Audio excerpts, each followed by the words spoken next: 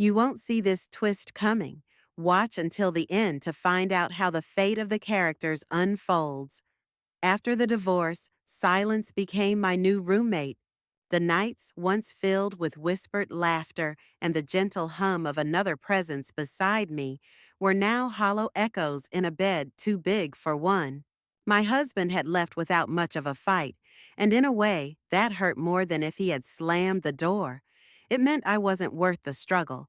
But someone did stay. Bailey, my golden retriever, watched me with those warm eyes that seemed to understand everything. The night he crawled into bed beside me for the first time after the separation, I didn't push him away. I couldn't. I needed the warmth, the heartbeat next to mine, even if it came on four legs. At first, it was innocent. Bailey had always been affectionate, but something about the way he stayed glued to my side, night after night, became almost ritualistic. He'd curl up against my back or rest his chin on my shoulder. I'd cry into his fur when the tears came silently in the dark. And he stayed. He always stayed. Weeks passed, and something strange began happening, not with Bailey, but with me. I started waking up feeling unusually fatigued, as though I hadn't slept at all. My limbs were heavy, I was irritable, and then there was the weight loss, the random bruises, the headaches. At first, I chalked it up to stress. Grief is a strange thing. It grips your body as tightly as it does your heart. I didn't connect the dots. Not yet. Everyone told me I was lucky to have Bailey through the storm, and I believed them. He was my comfort, my constant. But beneath that comfort, my body was quietly sending signals I didn't yet understand. I was changing, and it had started the moment I let Bailey share my bed. What I didn't know then was that this comfort came at a cost. Before you continue, I'd like to invite you to subscribe to the channel. I've got another compelling story coming tomorrow that you definitely don't want to miss. This one's just the beginning. Stay tuned for more twists and turns, and don't forget to hit that notification bell so you're the first to know when the next chapter is up. Thanks for being part of this journey. At first, I dismissed the warning signs. Everyone said stress could wreck a body. Insomnia, aches, brain fog, and after a divorce, it made sense. I had every reason to feel broken. But deep down, I knew something was wrong.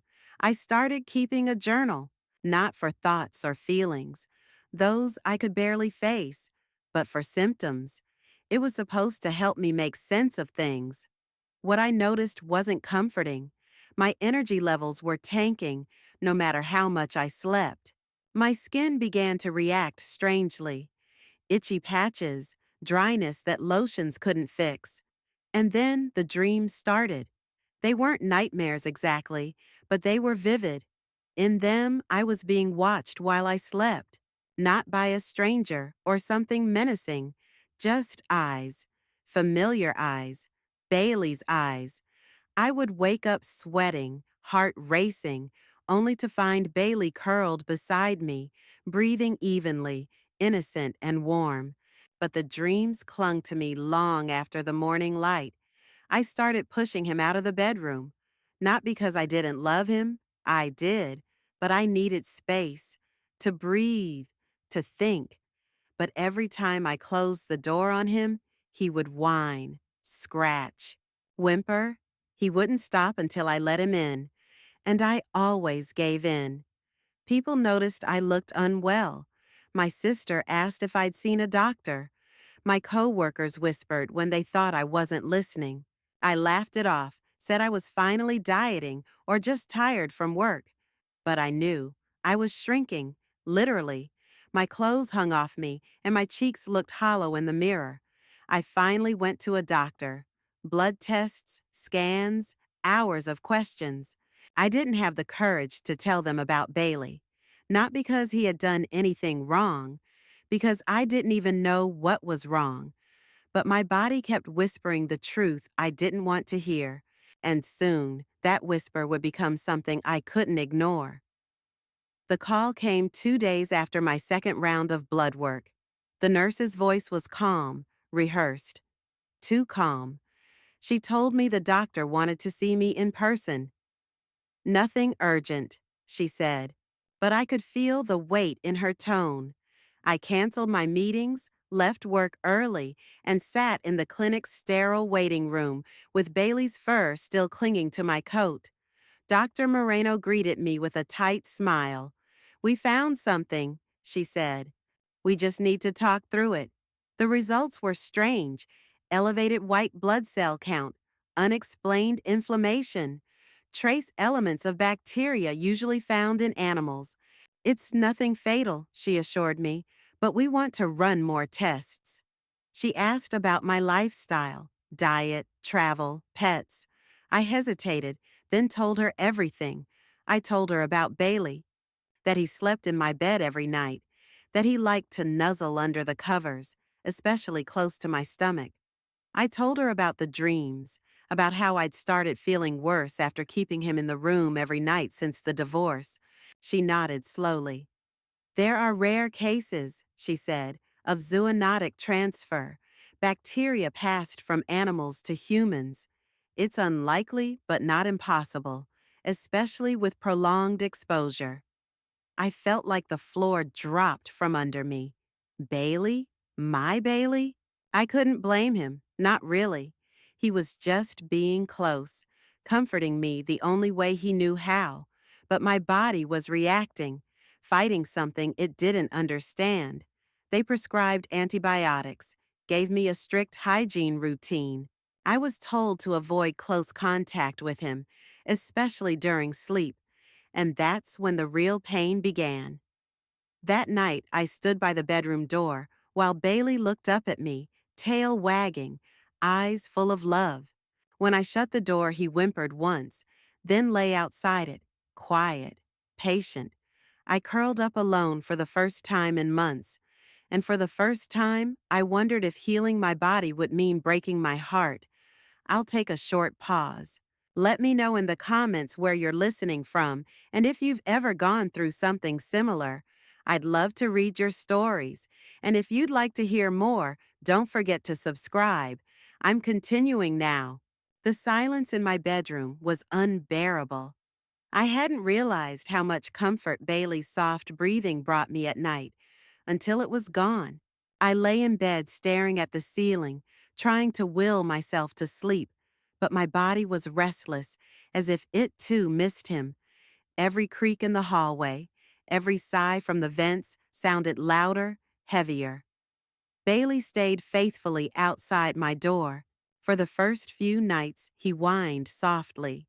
Then he stopped, as if understanding that I was doing this not out of rejection, but necessity. Yet his absence hollowed out something inside me. The antibiotics did their job. My energy returned little by little. The strange fatigue that had blanketed me for weeks began to lift. But with each ounce of strength regained, a new kind of guilt crept in. I was getting better, but Bailey was growing distant. I tried spending more time with him during the day. Walks, games of fetch, even naps on the couch. But he hesitated now. His once constant presence beside me had shifted into something more cautious. I had created a boundary, and he had accepted it. Too well. One night, I found him curled up in the laundry room. It wasn't cold, but he shivered. I brought him a blanket, sat beside him on the tile floor, and whispered apologies I didn't know how to say aloud. He licked my hand, and I broke. "I miss you," I said, tears streaming silently. "I miss everything." In that moment, I realized how deeply our connection had embedded itself into my healing. Bailey hadn't just comforted me after the divorce. He had been my anchor, the one constant in the chaos. And now, in my quest to protect myself, I had shut him out. The doctor said another week of distance, but I didn't know if my heart could bear it. The infection had started in my blood, but the ache? That lived somewhere much deeper. The final test results came back clear. The infection was gone. My doctor gave a soft smile as she read the screen, relieved but still cautious. "You're okay now," she said. "But let's keep monitoring your immune responses. Your body reacted unusually." I nodded, barely hearing the rest. All I could think about was Bailey, waiting at home, still sleeping in the laundry room. That evening, I opened my bedroom door wide. He didn't rush in. I had imagined a cinematic reunion filled with tail wags and excited barks. Instead, Bailey stood in the hallway, watching me, waiting. My heart broke a little. He was asking for permission again.